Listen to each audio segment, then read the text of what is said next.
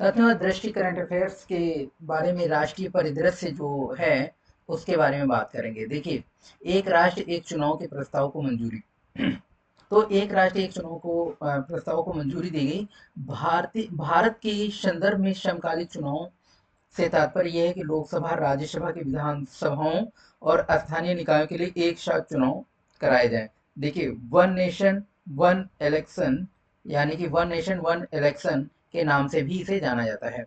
और ये 1951 से 52 से 1967 तक लोकसभा और राज्य विधानसभाओं के चुनाव, निर्वाचन, ये देखिए, ये जो है ये कराए गए थे आपके, ये लगातार साथ साथ कराए गए। लेकिन हम देखते हैं ये चक्र टूट गया और क्या हुआ कि ये जो है ये जो है निर्वाचन लगभग प्रत्येक वर्ष और एक वर्ष के भीतर आयोजित किए जाते थे। तो बहुत अधिक व्यय होता था होता है, और साथ ही आदर्श आचार संहिता लंबे समय तक लागू रहने के कारण विकास कार्य जो होते हैं उन वो भी बाधित होते हैं। तो इस कारण से क्या हुआ कि भारत की विधि आयोग ने निर्वाचन विधियों में सुधार किया गया और अपनी 117वीं रिपोर्ट में प्रत्येक वर्ष बिना उपयुक्त समय के निर्वाचनों के चक्र को अंत किए जाने की सिफारिश की है। उन्होंने, देखिए, इस पर स्मरणीय तथ्य के बारे में जानते हैं। क्या है स्मरणीय तथ्य जो कि मेन इंपॉर्टेंट फैक्ट है? पहली चीज तो ये कि एक राष्ट्र और एक चुनाव के प्रस्ताव को मंजूरी प्रदान कर दी गई। कब? 18 सितंबर 2024 को। और क्या हुआ कि राष्ट्रपति पूर्व राष्ट्रपति रामनाथ कोविंद जो है, इनकी अध्यक्षता में जो उच्च स्तरीय समिति है वो 14 मार्च 2024 को सौंपी गई रिपोर्ट जो थी उसमें ये प्रस्ताव दिया था। तो क्या हुआ कि इस प्रस्ताव के कारण देश में अब दो चरणों में चुनाव कराए जाएंगे। पहला चरण क्या होगा कि लोकसभा और सभी विधानसभा, इनके चुनाव एक साथ कराए जाएंगे। और दूसरे चरण में क्या हुआ कि 100 दिनों के अंदर, प्रथम चरण के 100 दिनों के अंदर जो है स्थानीय निकायों के चुनाव कराए जाएंगे। ठीक है, तो ये दो पॉइंट है, वेरी इंपॉर्टेंट है। देखिए, दो प्रकार के संशोधन विधेयक प्रस्तुत करने होंगे और इसको लागू करने के लिए दो प्रकार के संशोधन विधेयक कौन कौन से? एक तो पहला संशोधन विधेयक है कि एक संवैधानिक संशोधन विधेयक होगा और दूसरा विधानसभा वाले केंद्र शासित प्रदेशों के कानूनों में परिणामी संशोधन होगा। दो संशोधन होंगे। देखिए, साथ साथ निर्वाचन के पहले चरण की प्राप्ति के लिए अनुच्छेद 83 जो है संसद के सदनों की अवधि, और अनुच्छेद 172, तो इनमें संशोधन करते हुए अनुच्छेद 82 का को अंतः स्थापित किए करके एक संवैधानिक संशोधन विधेयक पुनर्स्थापित किया जाएगा। ठीक है, एक संशोधन बनाया जाएगा, यानी कि ये दोनों अनुच्छेद 83, अनुच्छेद 172, इनको संशोधन किया जाएगा और अनुच्छेद 82 का को अंतः स्थापित करते हुए एक संशोधन विधेयक बनाया जाएगा। ठीक है, तो संशोधन के लिए राज्यों के अनुसमर्थन की आवश्यकता क्या होगी? नहीं होगी, राज्यों से के अनुसमर्थन की आवश्यकता नहीं होगी। और दूसरे चरण में क्या होगा कि दूसरे चरण में नगर पालिकाओं और पंचायतों के चुनाव, जो कि लोकसभा राज्य विधानसभाओं में चुनाव होने के 100 दिनों के अंदर, वो हमने बताई है कि इतने 100 दिनों के अंदर ये जो है कराया जाना होगा, जो स्थानीय निकायों के चुनाव हैं उस वो। तो देखिए, तो 100 दिनों के भीतर आयोजित करने हेतु क्या होगा कि एक संवैधानिक संशोधन विधेयक पुनर्स्थापित किया जाएगा। और इन संशोधनों के लिए अनुच्छेद 368 में दी गई संविधान शर्तों, दो शर्तें पूरी पूरी करनी होगी। पहली शर्त है कि कुल दोनों सदनों के कुल सदस्यों के आधे से अधिक सदस्यों द्वारा मतदान किया जाएगा। मतदान किया जाना अनिवार्य, मतलब दोनों सदनों के कुल आधे से अधिक आधे से अधिक, ठीक है, आधे से अधिक सदस्यों द्वारा मतदान किया जाना अनिवार्य है। और दूसरी शर्त यह है कि पहली शर्त के अधीन रहते हुए उपस्थित और मतदान करने वाले जो सदस्यों की संख्या है उसके दो तिहाई सदस्य संशोधनों के पक्ष में होंगे। ये बात समझ रहे हैं? अब देखिए, दोनों सदनों में पारित हो जाएगा, तो पारित होने के बाद जब राष्ट्रपति के हस्ताक्षर होंगे तो ये विधेयक से क्या बन जाएगा? अधिनियम बन जाएगा। और स्थानीय चुनाव केंद्र व राज्यों के अधीन 100 दिनों के अंदर कराए जाने, राष्ट्रपति हस्ताक्षर हेतु भेजने से पूर्व आधे से अधिक राज्यों और विधानमंडलों के अनुसमर्थन कराना होगा।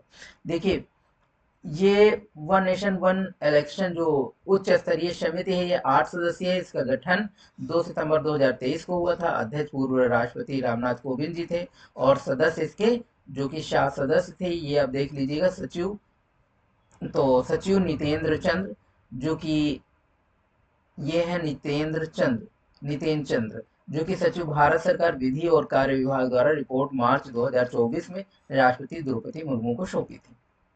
देखिए, आइए देख लेते हैं पीएम आशा योजना। पीएम आशा योजना जारी करने की मंजूरी दे दी गई। पीएम आशा योजना क्या है? देखिए, जो है पीएम आशा योजना, तो पीएम आशा योजना को जारी रखने के लिए इसको थोड़ा सा, एक मिनट आप लोग, मैं सोच रहा हूँ कि थोड़ा हाईलाइट कर लेता हूँ। तो ये पीएम आशा योजना, सॉरी, पीएम आशा योजना, इसको जारी करने की मंजूरी दे दी गई।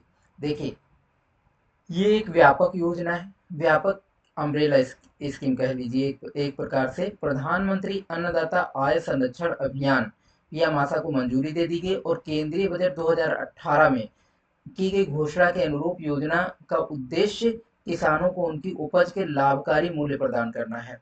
और स्पष्ट है, इस योजना में किसानों को उनकी फसल के लिए क्या, एमएसपी, एमएसपी यानी कि न्यूनतम समर्थन मूल्य प्रदान करने पर आधारित है। तो ये है स्मरणीय तथ्य के बारे में थोड़ा सा जान लेते हैं। ठीक है, स्मरणीय तथ्य के बारे में थोड़ा सा जान लेते हैं। तो ये क्या है स्मरणीय तथ्य?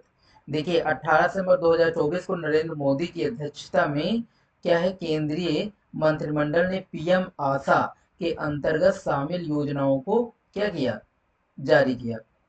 पीएम आशा के अंतर्गत शामिल योजनाओं को जारी करने हेतु स्वीकृत प्रदान की। ठीक है, तो ये 18 सितंबर 2024 को। और हुआ क्या इसमें? देखिए, इस पर 15वें वित्तीय आयोग के कार्यकाल के दौरान 15वें वित्तीय आयोग, एक मिनट, हाँ, ये है, इस पर 15वें वित्तीय आयोग, सॉरी, देखिए थोड़ा सा, 15वें वित्तीय आयोग कार्यकाल के दौरान 2025 से 26 से कितनी 35,000 करोड़ रुपए का व्यय। कितना व्यय होगा? 35,000 करोड़ रुपए।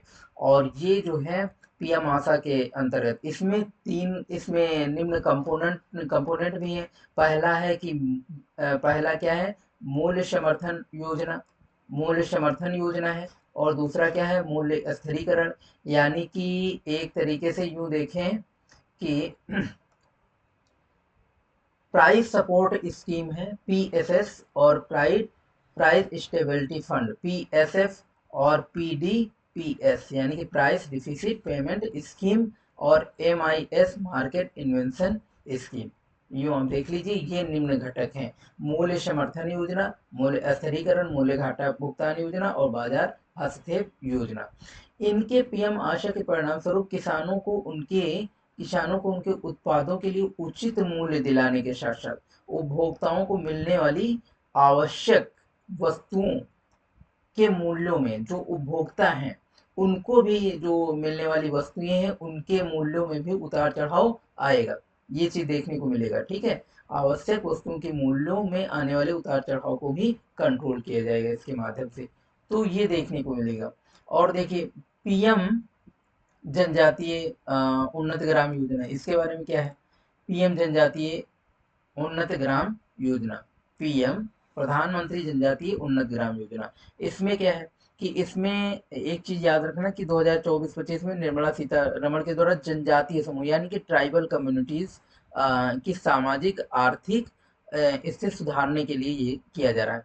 देखिए, प्रधानमंत्री जनजातीय उन्नत ग्राम अभियान, क्या प्रधानमंत्री जनजातीय उन्नत ग्राम अभियान प्रारंभ करने की घोषणा की गई। ठीक है, इसके तहत क्या क्या हुआ कि जनजातीय बहुल गांव और आकांक्षी जिले के सभी जनजातीय परिवारों को पूर्ण कवरेज किया जाएगा। जो जनजातीय बहुल गांव है और आकांक्षी जिले हैं उनको पूर्ण कवरेज किया जाएगा, उनके पूरे परिवारों को। और जिसमें जो है 63,000 गांव शामिल है और 5 करोड़ जनजातीय लोगों को लाभ मिलेगा। ये बात आप समझे। 5 करोड़ जनजातीय लोगों को लाभ मिलेगा। स्मरणीय तथ्य क्या है कि इसमें ये तो प्रधानमंत्री जनजातीय उन्नत ग्राम अभियान है, और इसमें कुल वे 89,156 करोड़ रुपए, और जिसमें केंद्रीय हिस्सा क्या है, केंद्रीय हिस्सा कितना है, 56,333, और राज्यों का हिस्सा क्या है, 22,823। इतना है केंद्रीय हिस्सा और राज्यों का हिस्सा, जिसमें 30 राज्य केंद्र शासित प्रदेश, और जनजातीय बहुल गांव में 549 जिले और 200 मतलब दो 2,740 ब्लॉक है। ये आप याद रखेंगे कि इसमें कितना व्यय लग रहा है, और केंद्रीय हिस्सा कितना है, और राज्यों का हिस्सा कितना है, 22,823 है, और इसमें कितने हैं, 30 राज्य हैं, 30 राज्य, इसमें केंद्र शासित प्रदेश भी हैं, और जो कि जनजातीय गांव जिसमें है 549 जिले और 2,740 ब्लॉक, इसके थ्रू इसके अंतर्गत शामिल होंगे। इस अभियान के अंतर्गत कितने 25 कार्यक्रम भी शामिल हैं, जिसमें 17 मंत्रालय क्रियान्वित करेंगे। तो केंद्रीय पर्यटन मंत्रालय के माध्यम से स्वदेश दर्शन के अंतर्गत 1,000 ग्राम प्रवासों होम स्टेज को बढ़ावा मिलेगा इसके थ्रू। ठीक है, कितना, स्वदेश दर्शन के अंतर्गत 1,000 गृह प्रवासियों को जो है बढ़ावा मिलेगा केंद्रीय पर्यटन मंत्रालय के माध्यम से। तो इसका उद्देश्य क्या है, इससे उद्देश्य ये है कि जो जनजातीय क्षेत्र हैं, जनजातीय क्षेत्र उनकी पर्यटन क्षमता का दोहन करना होगा इसका उद्देश्य, और दूसरा क्या है कि जनजातीय समुदाय जो है उनकी वैकल्पिक आजीविका प्रदान करेगी। तो ये देखने को मिलेगा। और उल्लेखनीय ये है कि 2011 की जनगणना के अनुसार जो भारत की अनुसूचित जनजाति हैं, एसटीज कम्युनिटी, वो जो है उनकी जनसंख्या लगभग 10.45 यानी कि 10.45 करोड़ इतनी जनसंख्या थी, आप समझे, और लगभग 10.5 करोड़, यूं आप मान के चलिए कि इतनी जनसंख्या थी। अब देश भर में 705 से अधिक जो है जनजातीय समूह। ठीक है, ये चीज देखने को मिला। ये जो है, अब देखिए बायोडिग्रेडेबल बायोराइट योजना क्या है, बायोराइट योजना को मंजूरी दी गई। देखिए बायोराइट योजना क्या है, बायोराइट योजना को मंजूरी मिली है। ग्लोबल बायोराइट इंडिया, ग्लोबल बायो इंडिया जैव प्रौद्योगिकी से संबंधित हित धारकों का एक विशाल अंतर्राष्ट्रीय सम्मेलन, और इस वार्षिक कार्यक्रम के आयोजन कौन कर रहा है, जैव प्रौद्योगिकी उद्योग अनुसंधान सहायता परिषद। ठीक है, BIRC, biotechnology industry research assistance council. तो बायोडिग्रेडेबल बायोराइट योजना, तो ये इसको मंजूरी भी मिल गई है। अब देखिए कुछ स्मरणीय तथ्य इसमें क्या है, ये यूं आप समझे कि ग्लोबल बायो इंडिया 2024 चौथा संस्करण है, और ये जो है 12 सितंबर 2024 को नई दिल्ली में आयोजित किया गया था। स्मरणीय तथ्य इसके क्या है,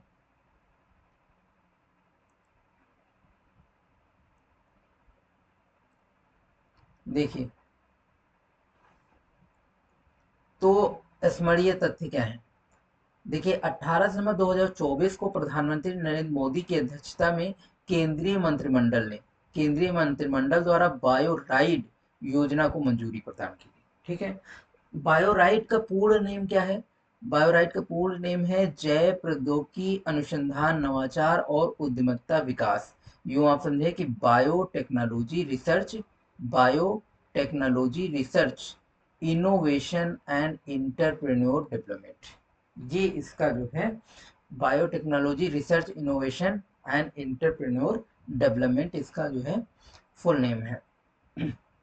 बायोराइट, देखिए बायो से हो जाए बायोटेक्नोलॉजी, और RIDE जो कि आर से रिसर्च इनोवेशन, IND इंटरप्रेन्योर और डेवलपमेंट, ये हो गया। देखिए बायोराइट में दो योजनाओं का विलय किया गया, तब ये जो है बायोराइट बना। और ये दो योजनाएं कौन कौन सी हैं, एक R&D है जो कि जैव प्रौद्योगिकी अनुसंधान एवं विकास है, यानी कि बायोटेक्नोलॉजी रिसर्च एंड डेवलपमेंट, ये है तुम्हारा। और ये जो है औद्योगिक एवं उद्यमिता विकास, यानी कि इनोवेशन एंड एंटरप्रेन्योर डेवलपमेंट, ये जो है इन दोनों का विलय कर लिया गया, आपस में विलय करके और बायोराइड योजना बना दी गई। देखिए इस योजना में बायो मैन्युफैक्चरिंग है, बायो फाउंड्री नामक नए घटक को भी शामिल किया गया। अब इसमें क्या है कि बायोराइट कार्यान्वयन 15वें वित्त आयोग की अवधि 2021-22 से लेकर के 2025-26 के दौरान इसका किया जाएगा। अब देखिए इसमें नवाचार और जैव उद्यमिता को बढ़ावा मिलेगा बायोराइड योजना से, और साथ ही प्रौद्योगिकी के क्षेत्र में मानव संसाधन को विकसित करेगी। अब देखिए बायो E3 को मंजूरी भी दी गई, तो बायो E3 के बारे में समझते हैं। अगर बायो E3, देखिए E3 एक तरीके से यूं समझें कि अर्थव्यवस्था, पर्यावरण और जो है रोजगार के लिए जैव प्रौद्योगिकी नीति को मंजूरी दी गई, यानी कि E3 का यही है इकोनॉमिक्स, यूं आप समझेंगे।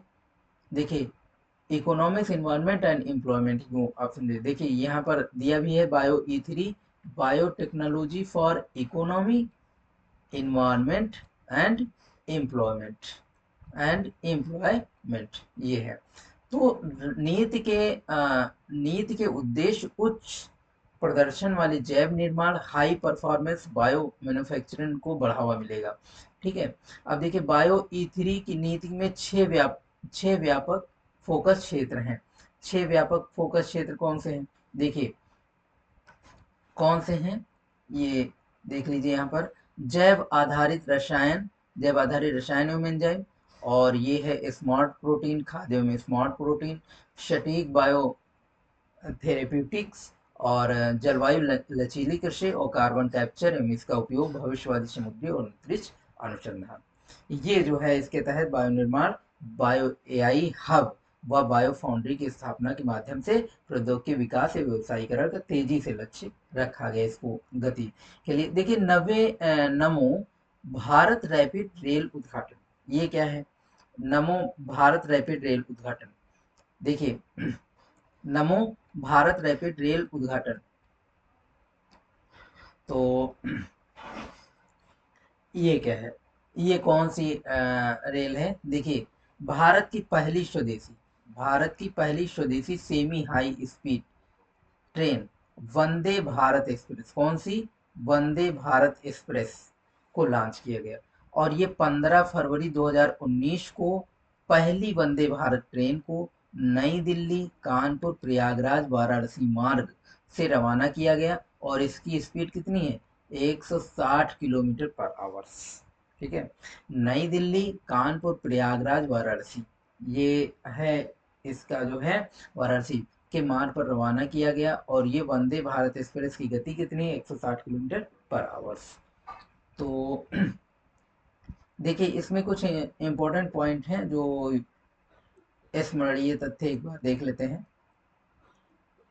देखिए क्या है कि वंदे भारत एक्सप्रेस में प्रधानमंत्री नरेंद्र मोदी ने भारत की पहली वंदे मेट्रो ट्रेन का उद्घाटन किया 16 सितंबर 2024 को। और फिर क्या हुआ कि इसका संचालन गुजरात के अहमदाबाद और भुज के मध्य किया जाएगा। ये जो वंदे भारत एक्सप्रेस ट्रेन है, ये अहमदाबाद और भुज इनके बीच में चलेगी। ठीक है। अब इस ट्रेन का पुनर्नामकरण हुआ, और वो नमो भारत रैपिड रेल के रूप में हुआ, यानी कि इसी वंदे भारत जो ट्रेन है इसका नामकरण हुआ और पुनर्नामकरण हुआ, और अब इसका नाम नमो भारत रैपिड रेल के रूप में जाना जाएगा। देखिए उल्लेखनीय है कि नमो भारत रैपिड रेल पारंपरिक मेट्रो प्रणालियों से काफी भिन्न है। अब देखिए जो मेट्रो ट्रेनें हैं आमतौर पर एक शहर की सीमा के अंतर्गत ही संचालित होती हैं, जबकि नमो जो भारत ट्रेन है ये अंतर शहर कनेक्टिविटी बनाएगी, इंटरसिटी इंटरसिटी इंटरसिटी कनेक्टिविटी होगी इसकी, यूँ आप समझिए। ये ट्रेन शहरी केंद्रों के आसपास क्षेत्रों से जोड़ेगी और जिससे पहुंच में वृद्धि होगी और यात्रा में लगने वाला समय भी कटौती होगी।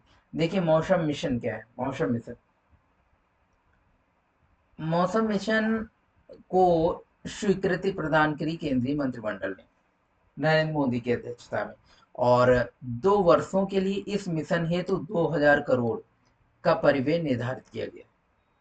इस मिशन के उद्देश्य जो है हर मौसम के लिए अधिक अधिक तैयार और जलवायु स्मार्ट भारत निर्माण करना है। इसका उद्देश्य स्मरणीय तथ्य क्या है इसके थ्रू कि केंद्रीय मुख्य रूप से केंद्रीय पृथ्वी विज्ञान मंत्रालय द्वारा ये क्रियान्वित किया जाएगा, पहली चीज। और पृथ्वी विज्ञान मंत्रालय के निम्न 3 संस्थान हैं जो मुख्य रूप से क्रियान्वित होंगे। एक पहला है कि भारत मौसम विज्ञान विभाग, इंडिया मेट्रोलॉजिकल डिपार्टमेंट।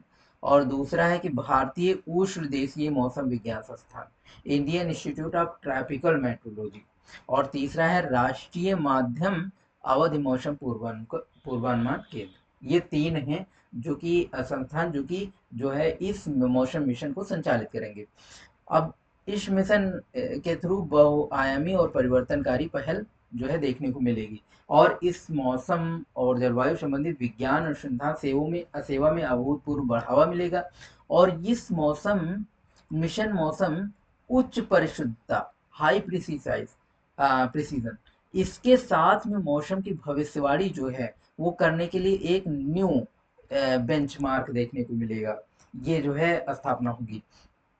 और दूसरी चीज कि इस मिशन के साथ साथ उन्नत अवलोकन प्रणाली जो उच्च प्रदर्शन कंप्यूटिंग यानी कि हाई परफॉर्मेंस कंप्यूटिंग और आर्टिफिशियल इंटेलिजेंस और मशीन लर्निंग जैसी ये अत्याधुनिक प्रौद्योगिकी को एकीकृत किया जाएगा। ये सारी चीजें देखने को मिलेंगी।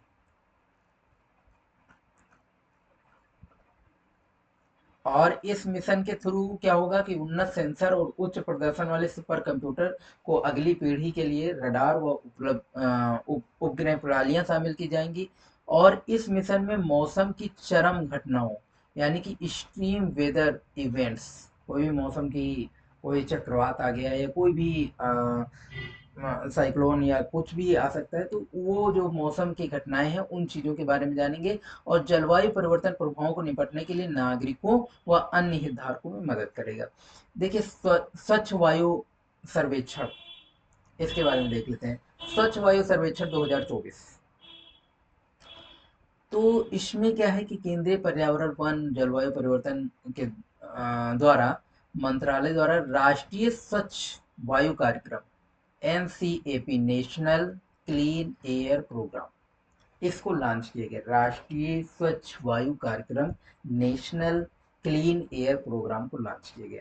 और इसमें क्या हुआ कि क्षेत्र उच्च स्तरीय इसमें क्या हुआ कि उच्च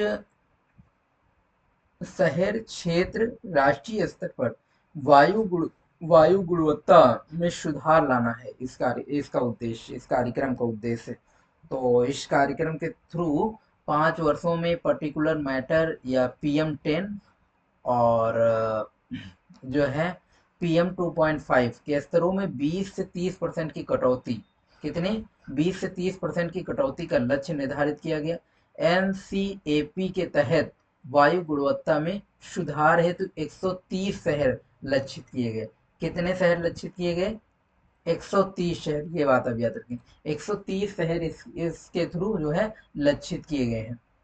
अब इसमें स्वच्छ पर्यावरण वायु सर्वेक्षण जो है, स्वच्छ वायु सर्वेक्षण, इसके थ्रू क्या हुआ कि मंत्रालय में की एक नई पहल है और ये एयर क्वालिटी, इसका उद्देश्य क्या है, एयर क्वालिटी के आधार पर 130 जो शहर की हैं उनको रैंकिंग किया गया है और शहरों को रैंकिंग किया गया और उन 130 शहरों में 3 श्रेणियों में विभाजित किया गया है। अब देखिए 3 श्रेणियां कौन कौन सी हैं। पहली श्रेणी में 47 शहर हैं। कितने शहर हैं? 47 शहर हैं और जिनकी जनसंख्या 10 लाख से अधिक होगी, 10 लाख प्लस होगी। और दूसरी श्रेणी है जिसमें 43 हैं, जिसकी जनसंख्या 10 लाख यानी कि 3 से 10 लाख के बीच में होगी, 3 लाख से 10 लाख के बीच में होगी। और जो तीसरी श्रेणी है उसमें 3 लाख से भी कम जनसंख्या। ये 3 जो है श्रेणियां बांटी गई हैं। तो इसके थ्रू स्मरणीय तथ्य क्या है, देखिए। और इसके थ्रू क्या हुआ है कि साथ ही इन शहरों को राष्ट्रीय स्वच्छ वायु कार्यक्रम के तहत राष्ट्रीय स्वच्छ वायु शहर यानी कि नेशनल क्लीन एयर सिटी से सम्मानित किया गया है। यानी कि उनको जो है, ये जो शहर हैं, जो इन शीर्ष जो शहर हैं, उनको ये सम्मान भी मिला है। तो स्मरणीय तथ्य के आधार पर हम जान लेते हैं कि जयपुर में नीले आकाश के लिए स्वच्छ वायु के अंतरराष्ट्रीय दिवस, international day of clean air for blue sky, clean air for blue sky, नीले आकाश के लिए स्वच्छ वायु के लिए अंतरराष्ट्रीय दिवस। ये तो इसके अवसर पर जो है राष्ट्रीय वायु सर्वेक्षण 2024 के परिणाम की घोषणा हुई और इस घोषणा के थ्रू जो ये तो केंद्रीय पर्यावरण वन जलवायु परिवर्तन मंत्री भूपेंद्र यादव जी और राजस्थान के मुख्यमंत्री भजन लाल वर्मा जी ने स्वच्छ वायु सर्वेक्षण अवार्ड प्रदान किया। तो जिसमें देखिए रैंकिंग किस प्रकार से आई है, जो कि श्रेणी फर्स्ट में 3 शहर चुने गए हैं। एक तो गुजरात का है, गुजरात का सूरत है। दूसरे स्थान पर जबलपुर एमपी। पहले श्रेणी हम देख लेते हैं कि सूरत, जबलपुर, आगरा, जिसमें एक जो है श्रेणी फर्स्ट में यूपी का भी आता है। तो यूपी का आगरा है जो कि श्रेणी फर्स्ट में है, ये बात आप याद रखेंगे, ठीक है। तो और श्रेणी सेकेंड में उत्तर प्रदेश का फिरोजाबाद आ रहा है। और इसमें जो है श्रेणी सेकेंड में 2 आ रहे हैं, एक झांसी आ रहा है, दूसरा कौन सा, फिरोजाबाद आ रहा है, ये देखने को मिलेगा। और जो है श्रेणी 3 में जो है यूपी का रायबरेली, श्रेणी 3 में यूपी का रायबरेली है। तो यूपी का आप याद रखेंगे, यूपी का रायबरेली श्रेणी 3 में है और श्रेणी सेकेंड में जो झांसी और फिरोजाबाद है, जो कि पहले स्थान पर फिरोजाबाद है और फिर तीसरे स्थान पर झांसी है। तो ये रैंकिंग। और देखिए उत्तर प्रदेश की स्थिति क्या रही, समग्र रैंक में हम श्रेणी फर्स्ट और सेकेंड थर्ड तीनों रैंक में देखेंगे। देखिए उत्तर प्रदेश की स्थिति क्या रही। तो समग्र वायु सर्वेक्षण में जो समग्र रैंक है वो हम देखेंगे कि आगरा, लखनऊ, कानपुर, ये जो है आगरा का स्थान तीसरा रहा, समग्र रैंक तीसरी आई है, लखनऊ की चौथी और कानपुर की 5वीं। इसी प्रकार से देखिए कौन से, आगरा, लखनऊ, कानपुर हम टॉप याद रखेंगे। और फिर श्रेणी सेकेंड में जो है, श्रेणी सेकेंड में कौन है, फिरोजाबाद, झांसी। और पहला फिरोजाबाद है श्रेणी सेकेंड में और दूसरा क्या है, झांसी, और चौथे नंबर पर ये गोरखपुर है। और श्रेणी थर्ड में जो है तीसरे स्थान पर, पहले स्थान पर रायबरेली है, तीसरे स्थान पर अनपरा है। इस प्रकार से देखिए स्वच्छ भारत मिशन को नेचर की मान्यता, स्वच्छ भारत मिशन को नेचर की मान्यता, ये देख लेते हैं क्या मिला है स्वच्छ भारत मिशन के थ्रू नेचर की मान्यता क्या है। देखिए 2 अक्टूबर 2014 को प्रधानमंत्री नरेंद्र मोदी ने एक स्वच्छ भारत मिशन लॉन्च किया। सार्वभौमिक भारत की सार्वभौमिक स्वच्छता यानी कि यूनिवर्सल सैनिटेशन कवरेज, ठीक है, प्राप्त करने की दिशा में एक आदर्श बदलाव प्रतिनिधित्व करता है। ये विश्व के सबसे बड़े राष्ट्रीय व्यवहार परिवर्तन स्वच्छता कार्यक्रम यानी कि national behavioural change sanitation programme में से एक है। देखिए ये मिशन देश भर में घरेलू शौचालय उपलब्ध कराने के माध्यम से देश में खुले में शौच मुक्त ओडीएफ करने पर केंद्रित है। यानी कि ये जो कार्यक्रम है ये खुले में शौच मुक्त यानी कि ओडीएफ पर केंद्रित है, यूं आप समझे। और ये अद्वितीय कार्यक्रम है जो अब देश में संपूर्ण स्वच्छता सुनिश्चित करने में को रूपांतरित कर रहा है। तो ये देखने को मिला। इसमें देखिए क्या जो स्पष्ट बदलाव देखने को मिले हैं वो ये है कि विश्व के अग्रणी बहुविषयक जो विज्ञान जर्नल नेचर है, ठीक है, उसमें एक लेख प्रकाशित हुआ है। और वो लेख क्या है, किस पर लेख है, वो स्वच्छ भारत मिशन पर है। देखिए क्या लेख है और उसके थ्रू क्या किया गया। देखिए स्वच्छ भारत, उसका शीर्षक था स्वच्छ भारत मिशन के अंदर शौचालय के निर्माण और भारत में शिशु मृत्यु दर, यानी कि टॉयलेट कंस्ट्रक्शंस अंडर द स्वच्छ Bharat mission and infant infant infant morality India. ठीक है, ये चीज देखने को मिली, यानी कि टॉयलेट कंस्ट्रक्शन अंडर द स्वच्छ Bharat mission infantry morality in India. ठीक है, ये देखने को मिला, ये शीर्षक था। अब देखिए, जो नेचर जो मैगजीन निकली उसमें कुछ मापदंड किए गए। पहली चीज कि नेचर द्वारा स्वच्छ भारत मिशन और भारत में नवजात शिशु मृत्यु दर IMR, कौन सा, नवजात शिशु मृत्यु दर, और 5 वर्ष से कम आयु के बच्चों की जो मृत्यु दर है अंडर 5 मोरालिटी रेट। ठीक है, और ये जो है IMR यानी कि नवजात शिशु मृत्यु दर। तो ये जो मोरालिटी रेट है, इन्फेंट मोरालिटी रेट और अंडर 5 मोरालिटी रेट, इनके मध्य एक जांच करने के उद्देश्य से एक प्रायोगिक अध्ययन संचालित किया गया। और इस अध्ययन के तहत क्या हुआ कि इसमें यह देखा गया कि शिशु और बाल स्वास्थ्य के लिए स्वच्छ भारत मिशन लाभों की पड़ताल की गई।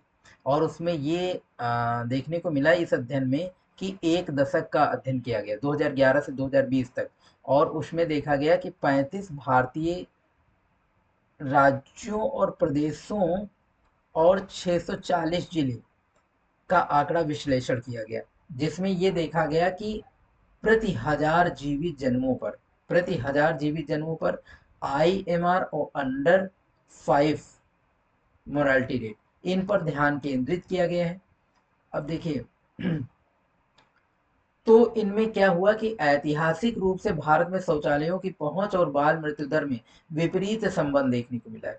विपरीत संबंध, पहली चीज क्या कि जो इस अध्ययन में परिणाम दर्शाते हैं कि जिला स्तर पर जो शौचालय तक की पहुंच में 10% बिंदुओं, यानी कि 10% की वृद्धि हुई, और वृद्धि होने पर IMR की औसतन 0.9, यानी कि इन्फेंट्री जो मोरालिटी रेट है, ये इन्फेंट मोरालिटी रेट ये औसतन 0.9% बिंदुओं की कमी देखने को मिली यहाँ पर, ये जो है देखने को मिली। और अंडर 15 MR ये 1.1% बिंदुओं पर कमी देखने को मिली। तो इस प्रकार से हम ये कह सकते हैं SBM के अंतर्गत 30% से अधिक शौचालय जहां कवरेज किया गया, उन जिलों में देखा गया कि वहां पर IMR 5.3 और अंडर 5 MR 6.8 की कमी देखने को मिली। तो ये जहां 10% था वहां पर आपने देखा कि 0.9, और अंडर 5 MR जो है 1.1% की कमी मिली। लेकिन जहां पर 30% शौचालय कवरेज हो गया था, वहां पर देखने को मिला IMR 5.3 और अंडर 5 MR 6.8 की कमी देखने को मिली।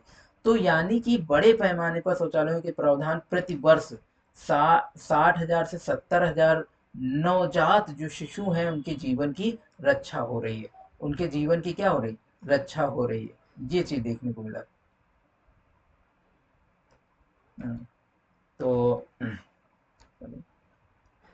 तो ये देखने को मिला। देखिए, नेचर के परिणाम जो इसके अध्ययन है, इसके परिणाम दर्शाते हैं कि परिवर्तनकारी स्वच्छता कार्यक्रमों में निम्न और मध्यम आय वाले जो देश हैं, इन देशों में स्वस्थ लाभ प्राप्त हो सकता है, इससे स्वस्थ लाभ प्राप्त हो सकता है।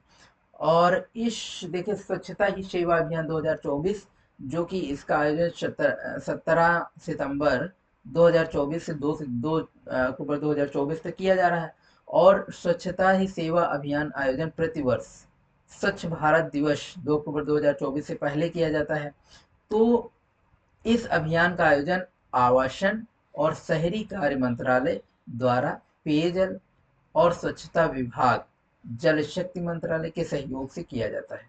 तो ये है, और इसका केंद्रीय विषय क्या है, स्वच्छता ही सेवा अभियान, स्वभाव स्वच्छता संस्कार सोचता, यानी 4S आप याद रखेंगे। ठीक है,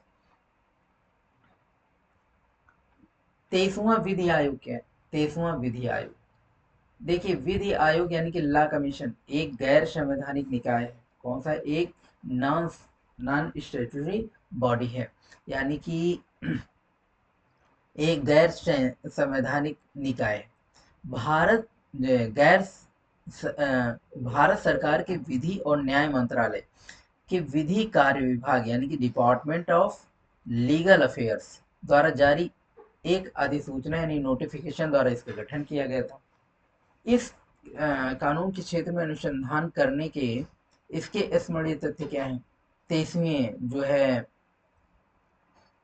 23वें विधि आयोग के, तो इसका गठन किया गया था। अब देखिए इसके कुछ स्मरणीय तथ्य ये हैं कि केंद्रीय विभाग और न्याय मंत्रालय इनके द्वारा भारत के 23वें विधि आयोग के गठन हेतु अधिसूचना जारी हुई थी, और द्रौपदी मुर्मू ने 3 वर्ष 1 सितंबर 2024 से लेकर के 31 अगस्त 2027 31 अगस्त 2027 की अवधि के लिए 23वें विधि आयोग का गठन को मंजूरी प्रदान करी है। अब इसमें निम्न व्यक्ति शामिल हैं। कौन कौन से व्यक्ति? एक पूर्णकालिक अध्यक्ष होना चाहिए, 4 पूर्णकालिक सदस्य, और जो कि सदस्य सचिव सहित, और सचिव विधि कार्य विभाग के, और सचिव विधायी विभाग यानी कि पदेन सदस्य के रूप में, और 5 अंशकालिक सदस्य यानी कि पार्ट टाइम मेंबर से अधिक नहीं हो सकते हैं। तो ये जो है निम्न व्यक्ति शामिल हो सकते हैं।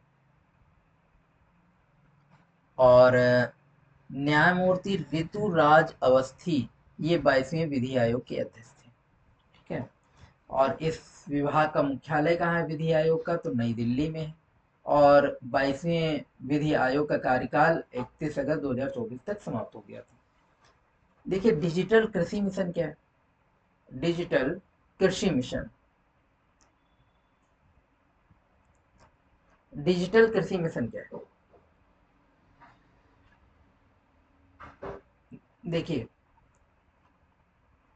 डिजिटल कृषि मिशन जो कि डिजिटल क्रांति, एक तरीके से भारत की डिजिटल क्रांति होने वाली कृषि के क्षेत्र में रूपांतरित करने के लिए केंद्रीय बजट 2023-24 में कृषि के लिए डिजिटल सार्वजनिक अवसंरचना डीपीआई डिजिटल पब्लिक इंफ्रास्ट्रक्चर के निर्माण की घोषणा की गई थी। ठीक है, अब ये क्या हुआ कि निर्मला सीतारमण की घोषणा के अनुसार केंद्रीय सरकार राज्यों की साझेदारी में अगले 3 वर्षों में कृषि के लिए डिजिटल सार्वजनिक अवसंरचना को लागू करेगी।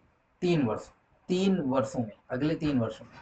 तो इसके थ्रू क्या हुआ कि इसके थ्रू जो किसान हैं और उनकी जो भूमि है, कवरेज, भूमि का कवरेज है, उसको कवर किया जाएगा, पूरी भूमि। तो ये जो है कवर किया जाएगा। अब इसका उपयोग करते हुए कितने 400 जिलों में खरीफ का डिजिटल क्रॉप सर्वे यानी कि डिजिटल फसल सर्वेक्षण किया जाएगा, और इसका लक्ष्य 6 करोड़ किसानों को उनकी भूमि विवरण के साथ रजिस्ट्रियों को अद्यतन अपडेट करना है। यूं आप समझे। देखिए इसके थ्रू काफी कुछ इंपॉर्टेंट पॉइंट हैं जो स्मरणीय तथ्य बहुत ध्यान देना है। देखिए पहली चीज तो क्या है कि इस मिशन के थ्रू डिजिटल कृषि मिशन यानी कि डिजिटल एग्रीकल्चर मिशन को मंजूरी प्रदान की गई। ठीक है, और कुल परिव्यय कितना है? 2817 करोड़ रुपए निर्धारित किया गया है, जिसमें केंद्र हिस्सा कितना है? केंद्रीय हिस्सा लगभग 1940 करोड़ रुपए है। तो और ये डिजिटल सार्वजनिक अवसंरचना का स्वरूप है, स्ट्रक्चर है। तो ये जो है किसानों के जीवन को बेहतर बनाने के लिए ये काम किया जा रहा है। अब देखिए वर्तमान में जो कृषि क्षेत्र है और जो किसानों के संबंधित आंकड़े हैं वो अलग अलग स्थानों पर बिखरे हुए हैं। अब क्या होगा कि इसके उद्देश्य के थ्रू एक ही मंच यानी कि सिंगल प्लेटफॉर्म एक बनाया जाएगा, जिसमें पूरा समेकित डाटाबेस का निर्माण करना, मतलब सारी चीजें जो आंकड़े अलग अलग है उनको एक स्थान पर रखा जाएगा, और ये जो है कृषि क्षेत्र इनका सबका डाटा एकत्रित किया जाएगा, जिससे जो है आसान होगा किसानों को, और किसानों को जो लाभ है वो बहुत आसानी से मिल पाएगा। तो इसमें क्या होगा कि इसके फलस्वरूप किसान अपनी डिजिटल पहचान भी बना पाएगा, और उसे प्रमाणित करने में भी सक्षम होंगे।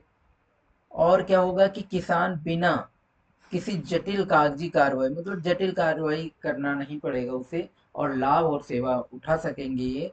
और उनको यूं समझिए कि उनको समझ भौतिक रूप से उपस्थित होने की आवश्यकता भी नहीं पड़ेगी। आप ये समझ लीजिए उनकी एक तरीके से। इसमें देखिए, इसमें जो मेन इम्पोर्टेंट पॉइंट है कि ये एक डिजिटल अम्ब्रेला स्कीम है, और इसके थ्रू क्या है कि डिजिटल कृषि पहलों का समर्थन किया गया। इसमें दो मूलभूत स्तंभ हैं, यानी कि फंडामेंटल पिलर्स। फंडामेंटल पिलर्स कौन कौन से? एक तो है एग्री स्टैक, एग्री स्टैक को याद रखेंगे, और दूसरा है कृषि नियंत्रण सहायता प्लान। एक है एग्री स्टैक और दूसरा है कृषि नियंत्रण कृषि निर्णय सहायता प्रणाली, यानी कि कृषि डिसीजन सपोर्ट सिस्टम। ये तो इस मिशन के अंतर्गत मृदा प्रोफाइल मैपिंग होगी, यानी कि सॉइल प्रोफाइल मैपिंग, और तीन उपर्युक्त तीनों जो डिजिटल सार्वजनिक अवसंरचनाएं हैं किसानों को ये जो है सक्षम बनाएंगी। और क्या होगा कि अब देखिए, एग्री स्टैक के बारे में समझ लेते हैं। ये कृषि की पहचान, किसान की एक तरीके से पहचान बनाई देगी। इसके थ्रू क्या होगा कि किसान केंद्रीय डीपीआई के रूप में डिजाइन किया गया है। इसके माध्यम से किसानों को कुशलता, आसानी से तेज गति में सेवाएं और योजनाओं का पूर्ति होगी। एग्री स्टैक स्टैक के थ्रू निम्न तीन घटक हम याद रखेंगे। कौन से? तीन प्रमुख घटक। पहली चीज किसान रजिस्ट्री, यानी कि फार्मर्स रजिस्ट्री, और दूसरी भू संदर्भित गांव के नक्शे, यानी कि जियो रेफरेंस विलेज मैप्स, और दूसरा तीसरा बोई गई फसल की रजिस्ट्री। तो पहला किसान रजिस्ट्री, और दूसरा दूसरा देखने को मिला कि गांव के नक्शे, और तीसरा जो बोई गई फसल है उसकी रजिस्ट्री। तो ये होगा। और एग्री स्टाक के थ्रू क्या होगा? किसान आईडी बनाई जाएगी, यानी कि फार्मर आईडी बनाएगी, जो बिल्कुल आधार कार्ड की तरह होगी। यूँ समझिए किसान आईडी प्रदान की जाएगी, और उनके लिए एक विश्वसनीय डिजिटल पहचान बनेगी किसान की। और आईडी के का सृजन, रख रखाव राज्य सरकारों, केंद्र शासित प्रदेशों द्वारा किया जाएगा। ये जो है देखने को मिला। और किसान आईडी से लैंड रिकॉर्ड्स, उनके पशुधन, स्वामित्व, बोई गई फसल और इन सब लाभ प्राप्त होगा। किसान संबंधी डाटा इसमें रखा जाएगा। अब देखिए, इसके थ्रू क्या किया गया कि सर्वेक्षण परीक्षण के लिए निम्न 6 राज्य चुने गए हैं। और 6 राज्यों में एक तो उत्तर प्रदेश का फर्रुखाबाद है। तो उत्तर प्रदेश के फर्रुखाबाद को याद रखना। गुजरात का गांधीनगर है। महाराष्ट्र का बीड है। हरियाणा का यमुनानगर है। और पंजाब का फतेहगढ़ साहिब। और तमिलनाडु का विरुद्धनगर। तो 3 वर्षों में 11 करोड़ किसानों के लिए डिजिटल पहचान के निर्माण का लक्ष्य निर्धारित किया गया है। तो ये आप समझिए। और देखिए क्या किया गया है।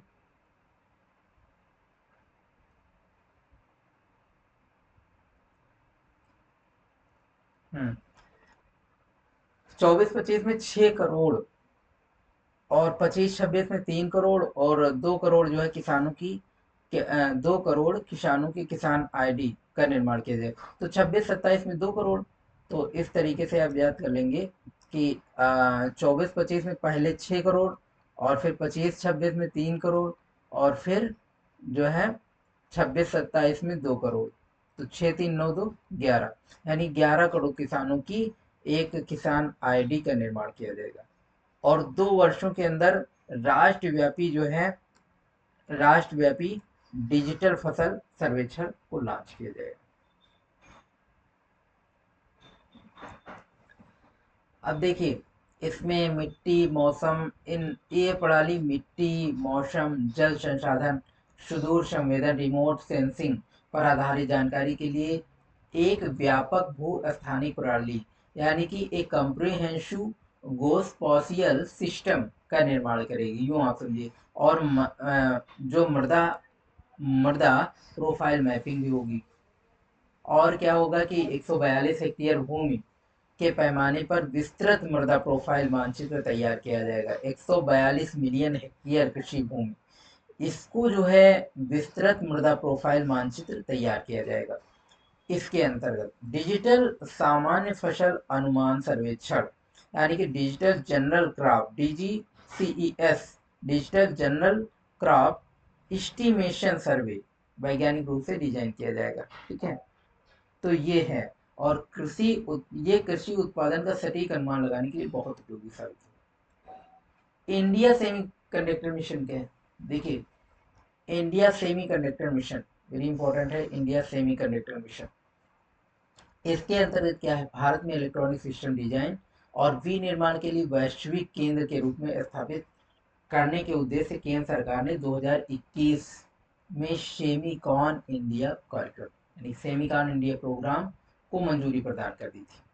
अब हुआ क्या कि ये देश में सेमी कंडक्टर एवं डिस्प्ले परितंत्र, यानी कि डिस्प्ले इकोसिस्टम के विकास का एक व्यापक कार्यक्रम, जिसमें कुल 76,000 करोड़ रुपए निर्धारित किए गए। ठीक है, अब इसमें क्या होगा कि ये डिस्प्ले विनिर्माण और अर्धचालक यानी सेमी कंडक्टर, इनकी डिजाइन को कंपनियों के विश्व स्तर पर प्रतिस्पर्धी प्रोत्साहन पैकेज प्रदान किया जाएगा। ठीक है, अब इसके थ्रू क्या होगा कि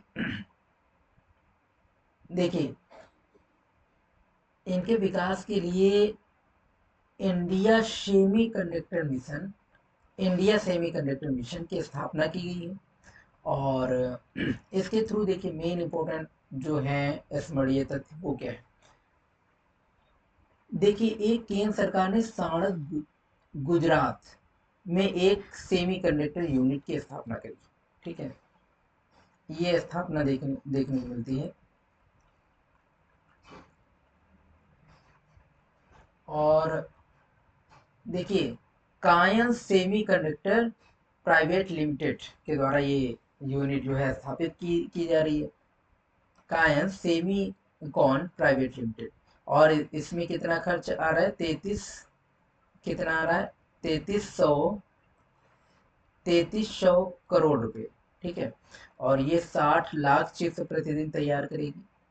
तो ये चीज है। और ये विशेष पॉइंट जो है याद कर लीजिए। और इसके पूर्व 1 जून 2023 में केंद्र सरकार ने साणंद गुजरात में ही एक अर्धचालक यानी कि एक और सेमीकंडक्टर इकाई की स्थापना हेतु माइक्रोन टेक्नोलॉजी इंक के प्रस्ताव को मंजूरी दी थी। तो ये एक और साणंद गुजरात में स्थापित हुई थी इससे पहले। और क्या हुआ कि 29 फरवरी 2024 को 3 और सेमी कंडक्टर इकाई जो यूनिट है उनको मंजूरी प्रदान की गई। पहली कौन सी है, धोलेरा गुजरात में देखने को मिलेगा। धोलेरा गुजरात में पहली है, धोलेरा गुजरात में सेमी कंडक्टर फैब ये।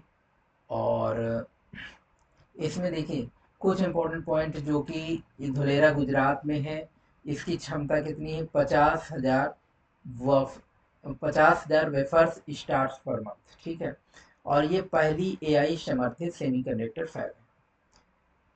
और एक जो दूसरी वाली है वो असम में है। असम में अर्धचालक के जो असम में सेमीकंडक्टर, ये कहाँ पर, ये मोरीगांव असम में है। ठीक है, ये टाटा इलेक्ट्रॉनिक्स प्राइवेट लिमिटेड द्वारा संचालित की जाएगी। और इसमें कितना, 27,000 करोड़ रुपए निवेश किया जा रहा है। और ये 48 मिलियन चिप्स प्रतिदिन बनाएगी। ठीक है, तो इधर साड़द गुजरात में वो जो बना रही थी वो कितना है, 60 लाख चिप्स प्रतिदिन। और ये जो है ये कितना है, 48 मिलियन चिप्स प्रतिदिन। ठीक है, असम वाली। और जो साणंद गुजरात में एक है CG power industrial solution limited द्वारा जो संचालित की जा रही है, उसको क्या सुविधा है कि ये रेनिशास इलेक्ट्रॉनिक कारपोरेशन और जापान और तुम्हारा स्टार्स माइक्रो इलेक्ट्रॉनिक्स थाईलैंड्स, ये जो है इसके द्वारा साझेदारी से, इसमें कितना है, इसमें 15 मिलियन प्रतिदिन। तो ये चीज आप याद रखेंगे। और कितना, 7600 करोड़ रुपए, इसमें 15 मिलियन प्रतिदिन है। ये जो तीनों थाईलैंड्स और गुजरात और तुम्हारा कारपोरेशन रेनेसास इलेक्ट्रॉनिक कारपोरेशन, तो इनके द्वारा जो तैयार की जाएगी उसमें 15 मिलियन चिप्स प्रतिदिन। और केंद्र सरकार द्वारा स्वीकृत तीनों अर्धचालक इकाइयों में शिलान्यास 13 मार्च 2024 को प्रधानमंत्री नरेंद्र मोदी द्वारा किया जाएगा और किया गया है। और जो है इंडिया सेमीकंडक्टर मिशन के अंतर्गत अब कुल 5 जो है अर्धचालक सेमीकंडक्टर इकाइयां के स्थापना को मंजूरी दी गई है। ठीक है, तो ये है भारत अमेरिका। अगर साझेदारी देखें तो हम देखेंगे कि जो भारत सरकार की इलेक्ट्रॉनिकी है, भारत सरकार की एवं सूचना प्रौद्योगिकी मंत्रालय, इसके तहत संचालित इंडिया सेमीकंडक्टर मिशन के साथ से साझेदारी की घोषणा शुरू की गई थी। और international technology security innovation course के तहत ये जो है वैश्विक परिस्थिति तंत्र को विकसित करने, उसमें विविधता लाने की अवसर पता लगाना है। ठीक है,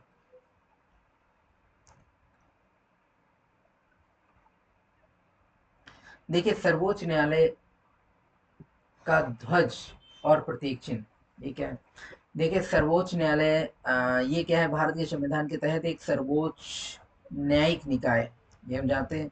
और एक अनुच्छेद 124 के थ्रू क्या है, उसमें उल्लेखित भी है कि भारत का एक सर्वोच्च न्यायालय होगा। ठीक है, और हम जानते हैं कि 26 जनवरी 1950 को संविधान लागू हुआ था, तो लागू होने के साथ में सर्वोच्च न्यायालय अस्तित्व में आ गया था। और 28 जनवरी 1950 को सर्वोच्च न्यायालय का उद्घाटन हुआ था। और जिसके पहले न्यायाधीश कौन थे? हरिलाल जेकानिया जी थे। तो देखिए इन अब क्या हुआ कि 28 जनवरी 2024 को, न्यूज में इसीलिए है कि 28 जनवरी 2024 को अभी हाल में ही सर्वोच्च न्यायालय ने क्या हुआ, अपना स्थापना दिवस मनाया है। और ये अपनी स्थापना की हीरक जयंती वर्ष यानी कि डायमंड जुबली ईयर की शुरुआत करी है। और 28 जनवरी 1950 को इसकी स्थापना की 75वीं वर्षगांठ मनाई जाएगी। तो 25 में इसके 75 वर्ष पूरे हो जाएंगे, यूं आप समझिए 75वीं वर्षगांठ मनाएगा। इसके कुछ स्मरणीय पॉइंट हैं। क्या है कि अब जो है द्रौपदी मुर्मू ने सर्वोच्च न्यायालय के ध्वज और प्रतीक चिन्ह का अनावरण भी कर दिया है। और ध्वज कैसा होगा? नीले रंग का होगा। और ध्वज में क्या होगा? संविधान के खुले पन्ने होंगे जिस पर सर्वोच्च न्यायालय के गोलाकार भवन को उभरते हुए प्रदर्शित किया गया है। और और क्या है कि न्यायालय भवन के सुनहरे रंग में चित्रित किया गया है। और गोलाकार भवन के ऊपर अशोक चक्र बना हुआ है। और संपूर्ण डिजाइन पर एक वृत्त का घेरा है। और उसके निचले भाग में संस्कृत श्लोक यतो धर्मस्ततो जय लिखा हुआ है। जहां धर्म है वहीं जीत है, इस श्लोक का अर्थ है। ठीक है, तो ये डिजाइन जो है देखने को मिली है। तो सर्वोच्च न्यायालय का प्रतीक चिन्ह जो ये ध्वज के मध्य भाग में जो प्रदर्शित डिजाइन है, वो भारत के सर्वोच्च न्यायालय का नए प्रतीक चिन्ह के रूप में कार्य करेगी। ठीक है, तो प्रतीक चिन्ह और ये आपने देखा कि ध्वज इसका नया अब संचालित हुआ, लॉन्च हुआ, यूं आप समझे। और देखिए सर्वोच्च न्यायालय के 75 वर्ष पूरे होने पर क्या है, सिक्का और डाक टिकट भी जारी किया गया है।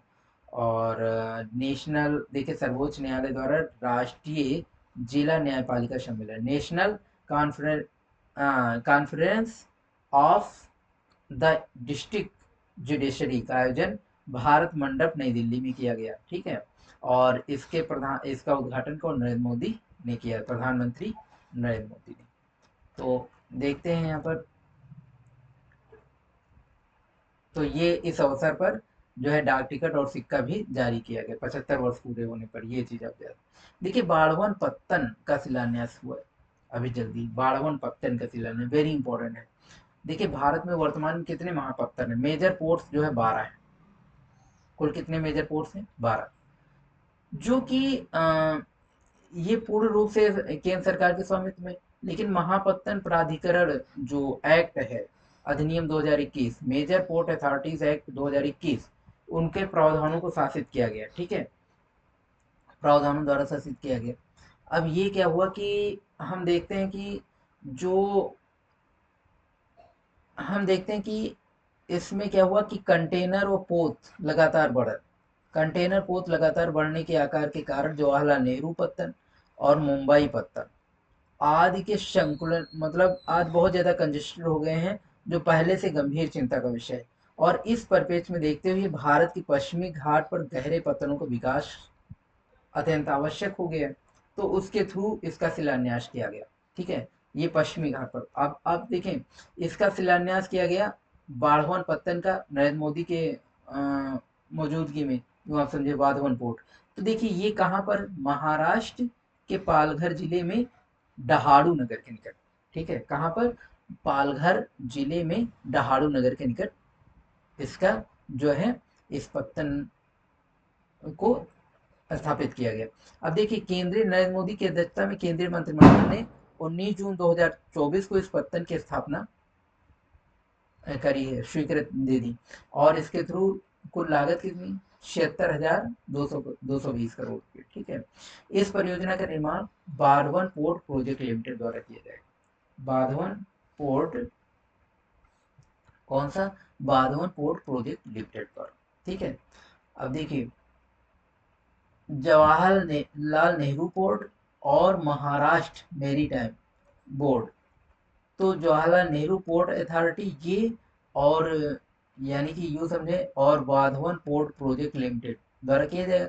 अब ये देखिए बीपीपीएल और जेएनपीए, मतलब जवाहरलाल नेहरू पोर्ट जो है, और बीपीपीएल यानी वाधवन पोर्ट प्रोजेक्ट लिमिटेड ये, और महाराष्ट्र मेरीटाइम बोर्ड, इनके द्वारा एक विशेष प्रयोजन वाहन एसपीवी, स्पेशल पर्पस व्हीकल्स तैयार किया गया, जिसकी हिस्सेदारी क्रमशः 74% और 26%, ठीक है।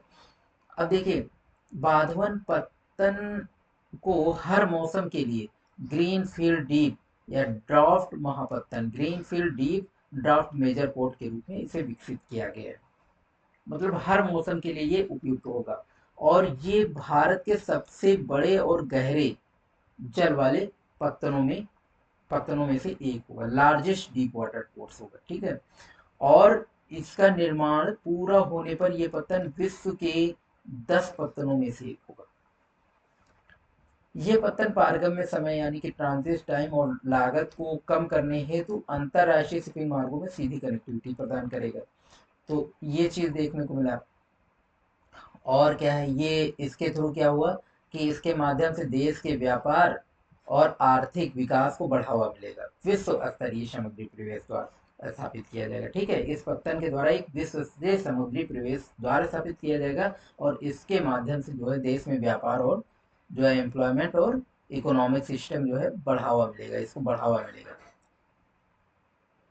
तो 15 मिलियन टीयूएस कंटेनर की क्षमता को जोड़ेगा। 2040 में ये बढ़ करके क्या हो जाएगा, 23 मिलियन टीयूएस हो जाएगी इसकी जो। अब देखिए 12 महापत्तन, ये भी आप एक बार देख लीजिएगा। श्यामा प्रसाद मुखर्जी पत्तन है, ये हल्दिया में है, हल्दिया में कोलकाता में। पारादीप पत्तन है, विशाखापत्तनम आंध्र प्रदेश में है, और कमराजन तमिलनाडु में है, और ये भी तमिलनाडु, देखिए तमिलनाडु में चेन्नई कामराजन कामराजन है, और ये है तमिलनाडु में, देखिए कौन सा है, वी और चिदम्बर नार पत्तन। और देखिए गुजरात में ये तुम्हारा कच्छ, गुजरात में दीनदयाल पत्तन है। महाराष्ट्र में मुंबई पत्तन, महाराष्ट्र में ये भी है जवाहरलाल नेहरू पत्तन। अब देखिए गोवा में कौन सा है, मुरगांव पत्तन। कर्नाटक में नवमंगलूर है, और कोचीन यानी केरल में कोचीन पत्तन है।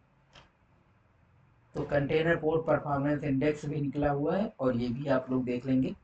तो ये जो कंटेनर पोर्ट परफॉर्मेंस इंडेक्स 2023 है, ये जारी किया गया 4 जून 2024 में जारी किया गया। ये सूचकांक, इस सूचकांक का चौथा संस्करण है ये। और सूचकांक का विकास विश्व बैंक और जो ग्लोबल मार्केट है S&P इंटेलिजेंस द्वारा, इनके द्वारा किया गया ये। तो इसमें क्या हुआ कि इसके तहत जो पोत हैं यानी कि कंटेनर शिप्स के द्वारा किसी पत्तन में व्यतीत किए गए समय का मापन किया गया है। और देखिए 2023 में पूर्वी और दक्षिण पूर्व एशियाई पत्तन जो इस मामले में उत्कृष्ट प्रदर्शन दिखाए, जिसमें शीर्ष 20 स्थानों में से 13 स्थानों पर इसी क्षेत्र की पत्तन शामिल है, ठीक है। हालांकि हम देखते हैं कि इस सूचकांक में लगातार दूसरे वर्ष चीन बना हुआ है। चीन का यांगसांग पत्तन जो है प्रथम स्थान पर रहा है, दूसरे साल भी यही देखने को मिला है। और इस सूचकांक में इतिहास में पहली बार विश्व के 100 पत्तनों में से भारत के 9 पत्तन शामिल किए गए। ये भी आप याद रखेंगे, ये जो सूची जारी हुई है इसमें भारत के 9 पत्तन शामिल किए गए पहली बार। और विश्व के शीर्ष 20 पत्तनों में से सूची में विशाखापत्तनम का 19वां स्थान शामिल किया गया है। तो ये देखने को मिला। ठीक है। और हम देख लेते हैं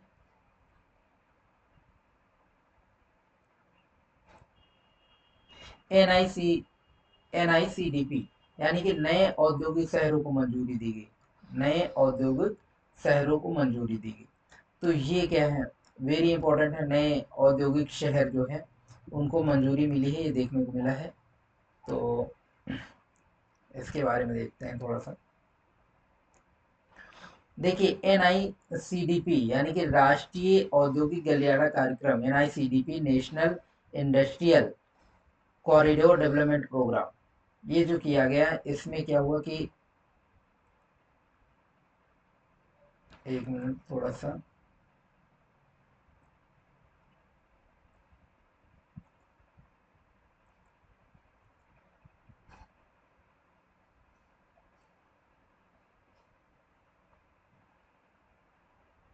देखिए एक मिनट।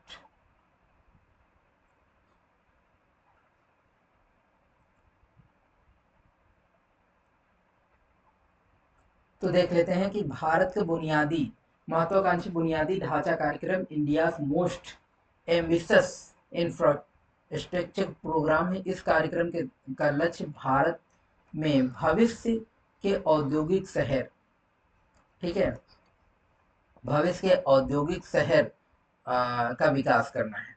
औद्योगिक शहर का विकास करना इस योजना के थ्रू। तो ये चीज देखने को मिला।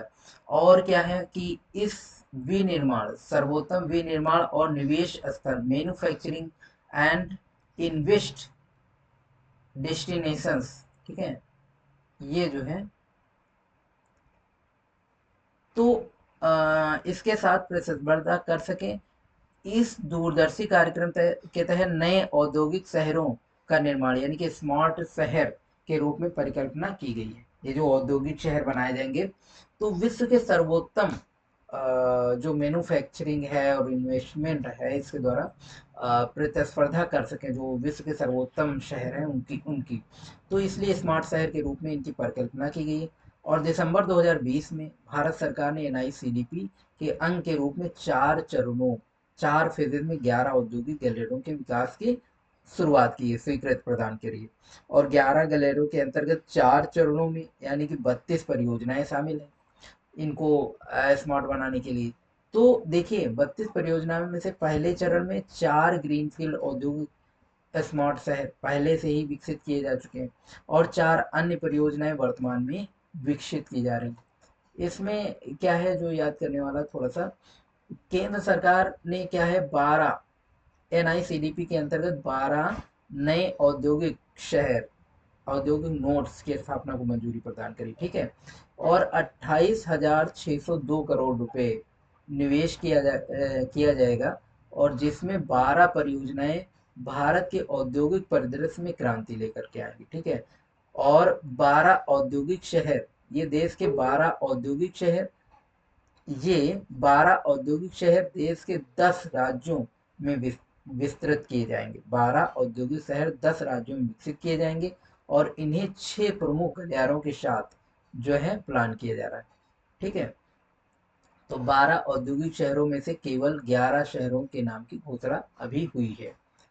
तो उसमें 11 शहर कौन कौन से हैं ये थोड़ा सा ध्यान देने वाली बात है। देखिए हरियाणा और जम्मू कश्मीर के विधानसभा चुनाव में एक आदर्श आचार संहिता लागू होने के साथ एक शहर का नाम का उल्लेख अभी नहीं किया गया है आचार संहिता के थ्रू, और जो है इनके नाम की घोषणा हुई है। देखिए उत्तराखंड में एक है खुरपिया, और पाटियाला राजपुरा, पंजाब में राजपुरा पाटियाला, महाराष्ट्र में दिघी, और केरल में पलक्कड़, और उत्तर प्रदेश के यूपी का आगरा, आगरा पीछे नहीं हटने वाला, आगरा है, और प्रयागराज यूपी का है। तो आगरा, प्रयागराज और यूपी का कौन सा है, तो 2 यूपी के हैं, आगरा और प्रयागराज, ये चीज आप याद रखेंगे जो है स्मार्ट शहर में। और ये जो है गया बिहार है, जहांगीराबाद तेलंगाना है, और ओरवाकल आंध्र प्रदेश, और कोपार्थी आंध्र प्रदेश, जोधपुर पाली राजस्थान, ये जो है औद्योगिक गलियारे भी 11 एनआईसीडीपी के थ्रू, जो कि दिल्ली मुंबई औद्योगिक गलियारा, इस प्रकार से औद्योगिक गलियारों का विकास किया जा रहा है। ये गलियारा आप लोग देख लेंगे। तो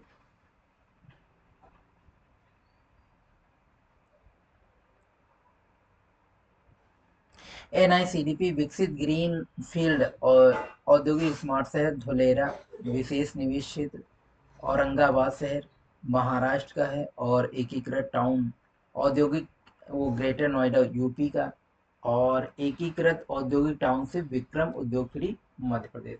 ये जो है 4 विकसित किए गए शहर पहले से। तो औरंगाबाद शहर महाराष्ट्र का आप देखेंगे, और धोलेरा विशेष निवेश क्षेत्र गुजरात का है। ये गुजरात का धोलेरा गुजरात, और ये आपका उत्तर प्रदेश ग्रेटर नोएडा एकीकृत यानी कि इंटीग्रेटेड इंडस्ट्रियल टाउनशिप, और जो उद्योगपुरी एमपी का है, विक्रम उद्योगपुरी एमपी का। तो ये चीजें देखने को मिली। देखिए एकीकृत पेंशन योजना क्या है।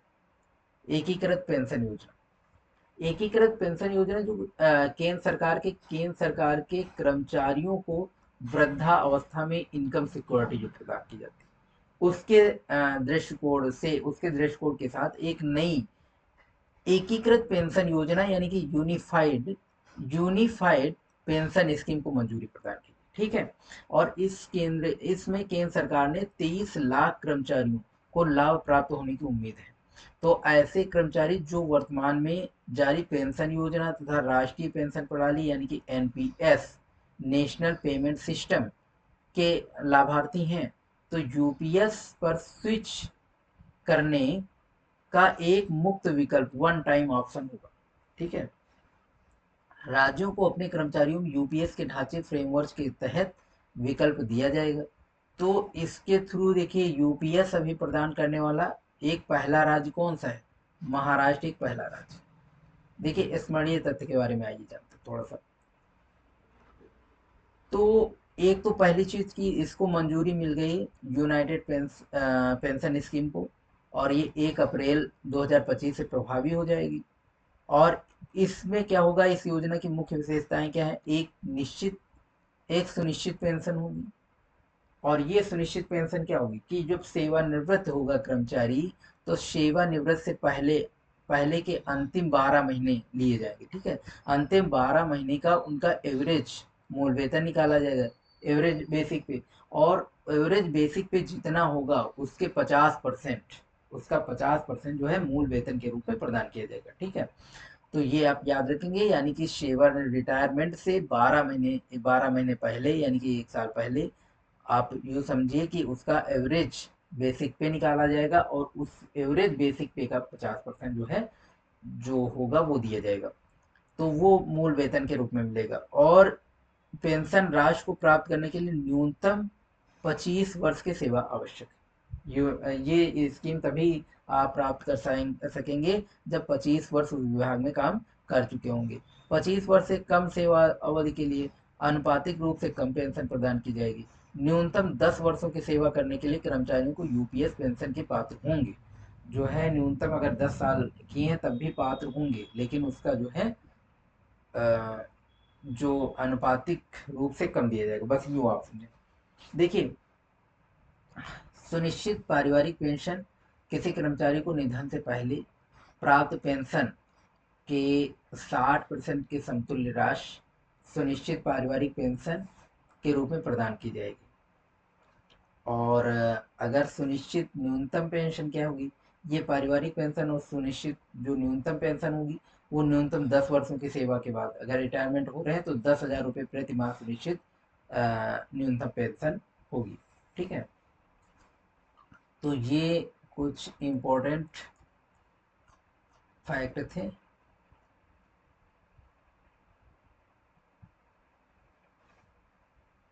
अब देखिए एनपीएस वात्सल्य व अवयस्क बच्चों के लिए नई पेंशन स्कीम लॉन्च की गई है। जो क्या है कि नई पेंशन योजना वात्सल्य की घोषणा की गई। क्या नाम है, वात्सल्य। ठीक है, और ये एक अंशदान आधारित पेंशन योजना, कैसी है, अंशदान कंट्रीब्यूटरी पेंशन स्कीम। और ये 18 वर्ष से कम आयु के जो अल्पवयस्क जो सभी अवयस्क नागरिक हैं उनको वो योजना के पात्र होंगे। प्रतिवर्ष न्यूनतम 1,000 रुपये का योगदान होगा, अधिकतम कोई सीमा नहीं है।